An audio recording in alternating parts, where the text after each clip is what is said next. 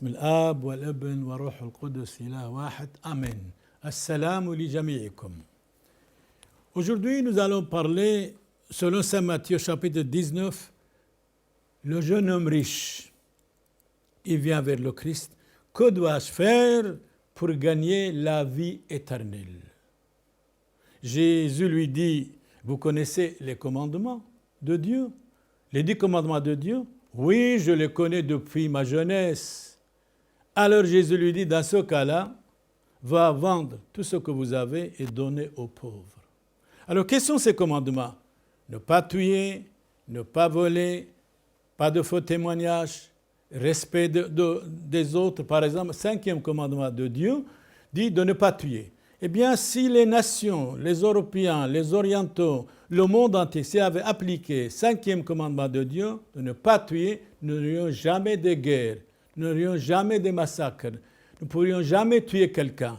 Alors, le jeune homme était triste et il est parti tristement, silencieusement. Jésus dit, vous voyez, je peux vous dire, les riches, volontairement riches, qui sont avares, ne peuvent pas entrer dans le royaume de Dieu. Tandis que les publicains et les prostituées sont entrés dans le royaume de Dieu. Il faisait allusion, par exemple, à Sainte Marie-Madeleine. Elle était avant prostituée. Elle a changé sa vie. Elle s'est convertie. Jésus a chassé 7 des modèles. Elle devient fidèle à notre Seigneur Jésus-Christ jusqu'à la croix et jusqu'au tombeau, jusqu'à ce que notre Seigneur Jésus-Christ montait au ciel. Cette femme, Marie-Madeleine, avait une fidélité énorme. Quand une femme est fidèle, une créature formidable.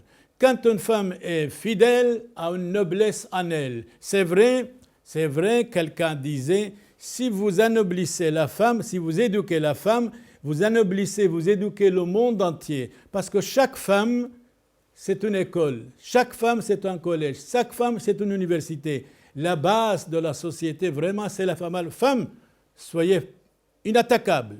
Soyez modèles, respectez vos enfants, éduquez-les.